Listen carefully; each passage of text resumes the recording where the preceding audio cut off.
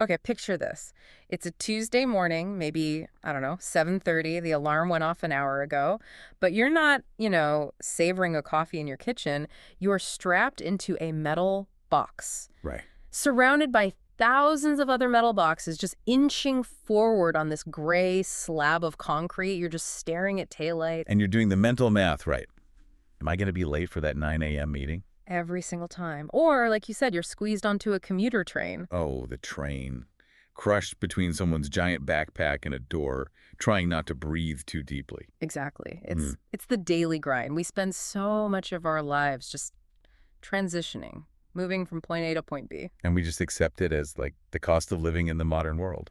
But the question we're really digging into in this deep dive is, what if it wasn't? What if everything you actually needed was just a 15-minute walk or, a bike ride away? And it sounds like such a simple question, right? How Yeah. close is the milk?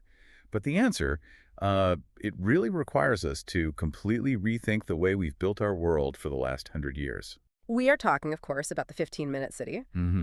And before you think this is some, utopian fantasy where we're all skipping down the street, we have to be clear. This is a pretty rigorous urban design framework. It is, but it's also, as we found in the research, a concept that has sparked, protests, wild conspiracy theories, huge political debates. It's become so polarized, which is just fascinating for a topic that's basically about city planning. It really is. Yeah. But at its core, it's not about trapping people. It's not about restricting movement.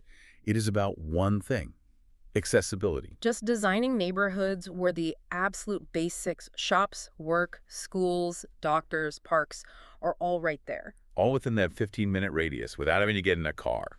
So today we are doing a proper deep dive. We've got a huge stack of research on modern urban design. We're looking at the history of this stuff because it is not new, and the very real problems popping up with housing. And our mission, really, is to unpack whether this is just a buzzword that mayors love or if it's a practical future That's for lunch. But, yeah, well, that's already happening. Okay, so let's start with the basics, because 15-minute city feels like a phrase from, 2020.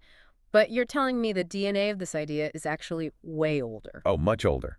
We always think we're inventing these things, but really we're just remembering them. Mm-hmm. The modern version, the branding of it, was popularized around 2016 by a scientist named Carlos Moreno. He was applying it to Paris. And the timing on that was everything, wasn't it? Because then the pandemic hit. Exactly. COVID-19 was the catalyst. It took this from, like, an academic theory to a global conversation. Suddenly, our worlds just shrank. To our four walls and maybe the 2 blocks around us. And we realized very, very quickly what our neighborhoods offered or what they didn't. If you had to drive 20 minutes for milk, lockdown was a nightmare. If you could walk, it was manageable. It just exposed all the cracks in the design. But Moreno wasn't the first. Our history sources go way, way back. Much further. Go back to the early 1900s. You have this guy, Ebenezer Howard, talking about garden cities. Which I have to say sounds lovely. What did that actually mean back then? Well, it was a reaction against the industrial slums, the smoke, the crowding. Howard proposed these self-contained communities with jobs, housing, shops, but, and this is the key, surrounded by greenbelts. So nature. Nature. It was about marrying the town and the country, trying to avoid that endless urban sprawl we see now. Okay, and then in the 20s, there was another idea. Yep, Clarence Perry's neighborhood units. His whole idea was that a community should be centered around a school, and a kid should be able to walk to that school without ever crossing a major highway. That seems incredibly sensible. Yeah. What happened? Why did we stop building that way? Why do I have to get in my car to buy a loaf of bread? 2 words. The automobile. After World War II, especially in North America, we just went all in on the car. It was freedom. The future. The symbol of it, yeah. And we started zoning cities by function. This is where you live, that is where you work, and you shop way over there. We basically segregated our lives. We did. And we built massive highways to connect those islands. We designed cities for cars, not for people. So why is it coming back now? Is it just that we're tired of commuting? Well, that's part of it, for sure, the personal motivation. But the bigger pressures are systemic. We're in a climate crisis. We simply cannot afford, environmentally, to keep building cities where you have to move a 2-ton box of metal 5 miles to get groceries. It's just wildly inefficient. Okay, so let's role play. If I'm a mayor trying to sell this to my city, what's the pitch besides getting to sleep in an extra 20 minutes? The benefits really cascade. The first layer is obvious. Environment and health. Fewer cars means less exhaust, obviously. Yeah. But also less noise pollution. And noise pollution is a bigger deal than we think, right? It's a huge stressor. It's huge. It raises cortisol, messes with your sleep, increases heart disease risk.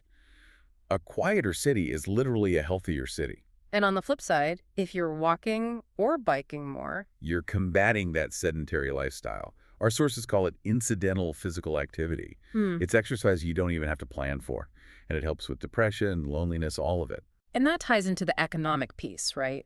The so-called multiplier effect for local shops. Yes, the local economy argument. If you drive to a big box store on the edge of town, that money often just vanishes, goes to a corporate HQ somewhere else. Right. But in a 15-minute city, if you're walking past a local bakery, a hardware store, you're way more likely to stop in. Because it's easy. It's not a hassle. I don't have to find parking. Exactly. And that keeps money circulating in the neighborhood. The baker buys from the cobbler. It creates jobs right where people actually live. Which leads to the social part, the cheers effect, where everybody knows your name. Sounds a bit cliche, I know, but proximity matters. You bump into neighbors, you see faces. When you're in a car, everyone else is just traffic. On a sidewalk, they're people. It's a village inside a city. Mm-hmm. Okay, but, and this is a big but, we have to take off the rose-colored glasses. Because whenever you make a neighborhood desirable and walkable, something else happens. Demand goes up. And this is the wait a minute moment. The biggest, most valid criticism is gentrification. Right. If a neighborhood suddenly has great bike lanes and cute cafes, prices don't stay low. They never do. And there's a real fear that these complete communities will just become luxury items. The wealthy get the 15-minute city, and the working class get pushed out to the suburbs with a 2-hour commute. So we create cities divided by time. The rich save time, the poor spend it in traffic. That's the #1 risk. Yeah. And there's another one, accessibility. Right. A 15-minute walk is a great concept if you can walk. That is a massive assumption to make. A huge one. Convenient for a healthy cyclist is totally different for someone in a wheelchair or an elderly person. If you remove parking without a massive upgrade to accessible transit, you are excluding people. It has to be for everyone. For everyone. And then you've just got the pure implementation headache. Retrofitting an old city it's a nightmare. Zoning laws, utilities, narrow streets. But there's another layer of friction we have to talk about, the conspiracy theories. Yes. This is where urban planning collided with the internet in a very strange way, especially in North America and the UK. I remember seeing headlines from Edmonton, Canada, and Oxford. That's right. Rumors started spreading that 15-minute cities were a plot to restrict movement, that the government would create these zones and you wouldn't be allowed to leave your neighborhood without a permit. Which is quite a leap from let's build a grocery store closer to you. It's a massive leap. Cities had to put out official statements saying, no, this is about giving you more options, not taking away your right to travel. But it shows how high tensions are around personal freedom and the car. Even if that freedom is mostly the freedom to sit in a traffic jam. The irony is pretty thick. Yeah. But that fear of control is very real for some. So, despite all the headaches, where is this actually working? Because it's not just a theory. No, not at all. Paris is the gold standard. Mayor Anne Hidalgo made it her centerpiece. They have this amazing statistic. 94% of people in Paris are already within a 5-minute walk of a bakery. A 5-minute walk to a croissant, I mean, that's the dream. But Paris was built before cars. True, they had a head start. But look at Shanghai. They're building this into their master plan. Their goal is, by 2035, residents will be a 15-minute walk from public services and green spaces. That's top-down planning. And Barcelona has the superblocks. Yeah, Superrillas. They're fascinating. They take a grid of 9 city blocks and just close the internal streets through traffic. The inside becomes a pedestrian space, a public living room. I love that. What about somewhere closer to home? Well, Ottawa is officially embracing 15-minute neighborhoods. Melbourne, Australia is trying to retrofit a really sprawling city, which is a huge challenge. Right. And Bogotá is using it to fight its infamous traffic problem. It's a global thing. But here's the catch, and it's a very modern problem. When you create these super desirable, walkable neighborhoods, who else wants a piece of that? Tourists. Tourists. And that brings us to the short-term rental conundrum. This is where the goals of the 15-minute city just collide with the platform economy. Yeah, we're talking about platforms like Airbnb. And on the surface, it sounds great. Stay in a local home, feel like a local. But if a neighborhood gets too popular... Then the homes stop being for locals. We're seeing these mini hotels pop up. Investors buy apartments in these walkable areas and just turn them into full-time rentals. The sources gave us some really specific numbers for Canada that were Pretty eye-opening. Yeah, in Montreal, it was about 4,500 homes taken off the long-term market. Toronto, 5,000. Vancouver, around 4,200. And you might hear that and think, well, that's only 0.5% of the housing stock. But in a tight housing market, 0.5% is everything. It's the difference between a balanced market and a crisis. It just drives up prices for everyone else who's actually trying to live there. And it hollows out the very community you were trying to build in the first place. You can't have a local community if no locals can afford to live there. You can't. Yeah. And, this brings up an important point for listeners, especially anyone who travels for business. There is a way to do this that doesn't cannibalize local housing. Right. It's about using the right tool for the job. Well, this deep dive is supported by MoveAndStay.com, and their whole model is actually really relevant here. They've been around for over 25 years, focusing on the Asia-Pacific region, and they specialize in things like serviced apartments and serviced offices. So places that are actually built for travelers. Exactly. Accommodations that are purpose-built for extended stays. So if you're a professional going to, say, Singapore for a month, using a service like Move and Stay means you're not taking a regular apartment off the market. It's a more ethical way to be part of that global flow of people. You get the kitchen, the living space, but you're not displacing a resident. It's a choice that really does impact the urban fabric. So how are cities fighting back against this rental gray zone to protect these neighborhoods? They're getting stricter. You see rules like one host, one rental. So you can't run an empire of 50 apartments. Or they ban full-time entire home rentals completely. Meaning you can only rent out your actual home when you're away. Exactly. And the key is making the platforms responsible for enforcing it. They're trying to balance tourism with the need for people to actually live there. Balance feels like the key word for this entire conversation, really. Cars and pedestrians, tourists and residents, and now the office and the home. This is the future's flexible part, the old 9-to-5 model, where everyone funnels into a downtown core at the same time.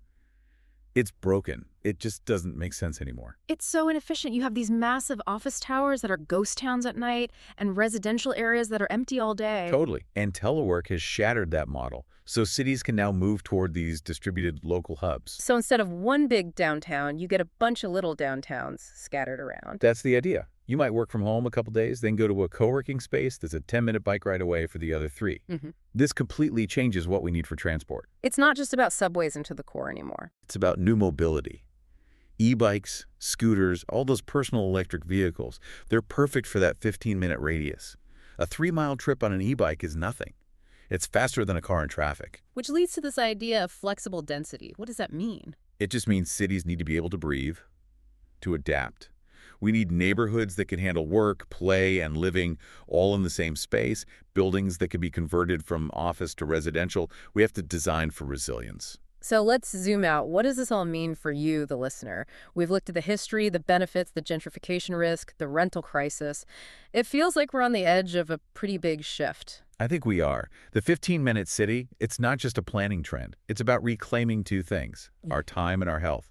It's trying to reverse 60 years of planning to put the car ahead of the human. But it's not a magic wand? No, absolutely not. Like we said, if you just let the market run wild, you get luxury enclaves for the rich. But if it's planned well, with inclusivity and accessibility at the heart of it, it could be a solution to some of our biggest problems.